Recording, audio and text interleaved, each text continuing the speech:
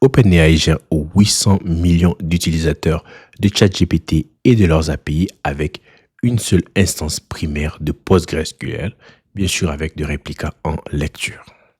Pour moi, ça a été une claque, ça a été aussi un étonnement parce que lorsqu'on se dit que lorsqu'on a un grand nombre d'utilisateurs ou un gros trafic, ce qu'on fait, c'est que sûrement on a une architecture peut-être assez complexe, surtout au niveau du système de données. Mais OpenAI m'a donné complètement tort avec un choix assez simpliste, assez simple, une seule base de données en écriture, une seule instance, un gros cluster et des réplicas en lecture. Et pour moi, c'est une leçon en termes d'infrastructure, en termes d'architecture et en termes de simplicité. Une bonne leçon d'ingénierie. Et je vous invite très fortement à lire cet article que je vais mettre quelque part dans la description et vous allez sûrement en apprendre beaucoup des choix qu'ils ont eu à faire. Et dans cette vidéo, on va décortiquer, on va faire ressortir 3 des points que moi, j'ai personnellement retenus après avoir lu cet article.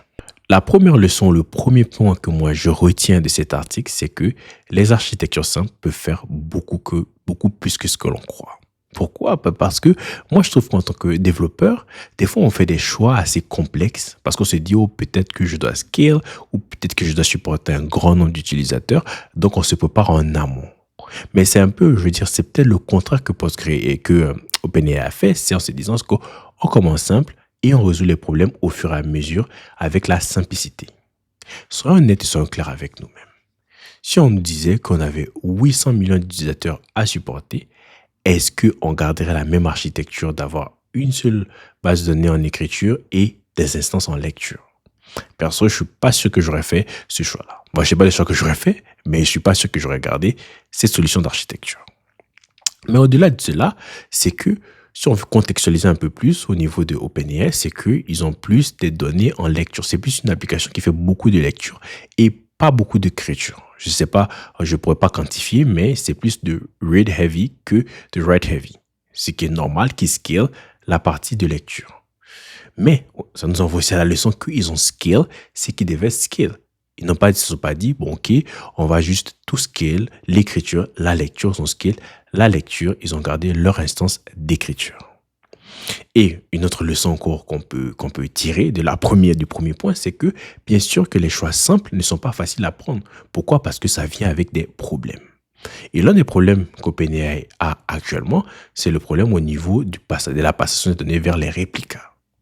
Pourquoi? Parce que, étant donné que la base de données primaire est beaucoup sollicitée, donc lorsque l'on voit les données vers les réplicas, elle utilise beaucoup le CPU parce qu'ils envoient vers plusieurs réplicas. Et pour cela aussi, il y a un petit temps, un petit lagging, puisqu'il y a au niveau du réseau, le réseau est énormément sollicité pour le partage d'informations entre la base de données primaire et les réplicas. Et pour cela, je pense qu'ils sont en train de travailler sur une solution avec Azure, entre parenthèses, ça tourne sur Azure, OpenAI, les données tournent sur Azure, et ils sont en train de trouver une solution d'avoir des réplicas intermédiaires. Donc, vous pouvez voir au niveau du schéma derrière, ce qui fera que la base de données primaire va envoyer vite vers les réplicas intermédiaires, donc va solliciter moins de CPU, et les réplicas intermédiaires vont envoyer vers les réplicas finaux, donc on aura moins de CPU qui sera sollicité au niveau de la base de données primaire. Donc, pour conclure sur ce point, c'est franchement, les architectures simples peuvent faire beaucoup plus que ce que l'on croit. Le deuxième point que moi je retiens de cet article, c'est qu'il faut comprendre le système pour l'améliorer. Il faut aller en profondeur dans un système donné pour pouvoir l'améliorer. Et ben, lorsque OpenAI, bien sûr qu'ils ont fait un choix très simple au niveau de l'architecture, lorsqu'ils rencontrent des problèmes donnés, ce qu'ils font, ils ne jettent pas la technologie par la fenêtre. Ce qu'ils font, c'est qu'ils vont en profondeur dans la technologie pour comprendre les différents problèmes qui sont là et pour les fixer, les résoudre. Un des problèmes qu'ils ont rencontrés, c'est au niveau de la surcharge, au niveau de la base de données primaire. Elle est très surchargée parce qu'elle est beaucoup sollicitée. Qu'est-ce qu'ils ont eu à faire? Ils ont allé voir au niveau des requêtes. Ils ont fait du query optimization. Donc, ils ont optimisé les requêtes qui sont faites par l'ORM. Et bien souvent, je pense qu'on en parle beaucoup en tant que développeur, c'est bien d'utiliser des ORM, mais c'est également encore important de comprendre ce que ton ORM fait, comment est-ce que ton ORM envoie des requêtes et si tu peux optimiser des requêtes. Des fois même, on peut bien faire, on peut même utiliser des requêtes directement SQL au lieu d'avoir à appeler l'ORM si ça peut nous aider à optimiser ce qui est fait. Au-delà, et je vais vous inviter à aller lire cet article, j'ai compris, lorsque je lisais l'article au niveau de OpenAI, qu'ils ont expliqué le système d'écriture au niveau du Postgre. Donc, ce système de MVCC. Et ce système-là, ce que ça fait, c'est le Multi-Version Concurrent Control. Qu'est-ce que le système fait? C'est que lorsqu'on fait une mise à jour au niveau du Postgre, il garde les copies de des versions précédentes de la ligne. Donc, si vous avez fait 10 mises à jour, vous aurez les 10 versions précédentes qui seront stockées au niveau de Postgre.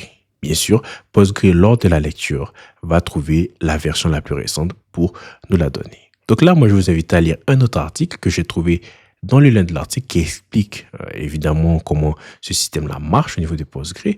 Et ce qui est étonnant, ce qu'on doit arrêter, c'est que les ingénieurs au niveau de OpenAI, ils ont compris comment derrière PostgreSQL, comment le système est mis à jour. Et pour moi, c'est ça. C'est qu'aujourd'hui, ils ont amélioré, parce qu'ils ont une instance primaire qui est beaucoup sollicitée, ils ont amélioré les requêtes, ils ont compris comment améliorer le auto-vacuum, et ainsi de suite. Pourquoi? Eh bien, parce que derrière, ils doivent améliorer, ils doivent comprendre ce système-là pour l'améliorer. Donc, au lieu de faire des diagrammes d'architecture, au lieu de faire X, Y, Z, le plus important, c'est si on veut avoir un système scalable, si on veut avoir un système très à point, eh bien, il faut le comprendre d'abord pour pouvoir aller au-delà. Donc, le premier point, c'est, bien sûr, on peut avoir des architectures simples, mais le deuxième point important, c'est il faut aller en profondeur de ces architectures simples. La troisième leçon, le troisième point que moi je retiens de cet article, c'est que l'ingénierie égale à la résolution des problèmes. Une bonne solution d'ingénierie, c'est pas de jeter la solution pour prendre une meilleure techno, peut-être soit à la mode ou qui paraît meilleure, mais l'ingénierie, c'est de pousser le plus loin possible la techno qu'on a jusqu'à atteindre ses limites. Après, je ne dis pas non plus de garder les technos les plus archaïques en disant on va résoudre les problèmes, mais où je veux en venir, c'est plus lorsqu'on a une technologie, on doit pousser au maximum cette technologie-là, on doit la stresser au maximum, on doit aller vers les limites. Et lorsqu'on arrive à ces limites et qu'on passe à une autre, on est sûr et certain d'avoir tout essayé et que ces solutions-là ne nous correspondent plus. Et à ce niveau-là, lorsqu'on regarde les différents problèmes qui sont rencontrés, ils ont bien trouvé des solutions tout en gardant cette architecture. Donc, par exemple, ils ont des requêtes qui sont write heavy. Donc, au lieu de jeter Postgre, ils ont couplé Postgre avec du Azure Cosmos DB, qui est notre base de données qui tourne sur Azure. Deuxième point, et au niveau des connexions, ils avaient un nombre limité de connexions au niveau de Postgre. Ils ont ajouté une extension, le PG Bouncer. Et bien sûr, je l'ai déjà cité, au niveau des requêtes, avec le ORM, ils ont optimisé les requêtes. Au niveau du cache, ils n'ont pas laissé tous les systèmes aller vers récupérer les informations lorsque le cache expire. Ils ont mis un système de cache locking. Donc, à leur niveau, OpenAI, la leçon que je retiens, c'est avec ces systèmes simples, ils rencontrent des problèmes et pour eux, c'était on a un problème, on résout, on jette pas la techno à la fenêtre, on résout jusqu'à ce qu'on arrive à la limite de la techno et qu'elle ne nous suffise plus. Donc, voici donc la troisième leçon que moi je retiens, c'est que l'ingénierie égale à la résolution de problèmes. Voilà, on arrive à la fin de cette vidéo où j'ai donné mon avis sur les 3 leçons que j'ai retenues au niveau de cet article.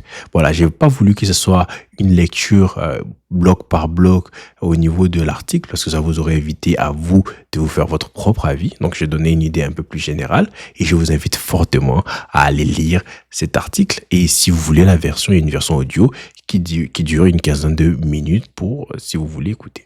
Bon, moi, avant de conclure, donc, je me pose la question, est-ce que OpenAI va continuer avec la même architecture lorsqu'ils vont atteindre un gros pic et encore plus d'utilisateurs un peu à la milliard comme on voit avec les plateformes comme Facebook? Est-ce qu'ils vont garder toujours cette architecture? On verra avec les années à venir ou les mois à venir les choix qu'ils feront. Voilà, donc on va s'arrêter aujourd'hui là pour cette vidéo. Merci pour ceux qui ont suivi jusqu'à la fin. N'oubliez surtout pas de vous abonner et d'activer la cloche de notification. Et on se retrouve dans une autre vidéo. Peace, happy coding!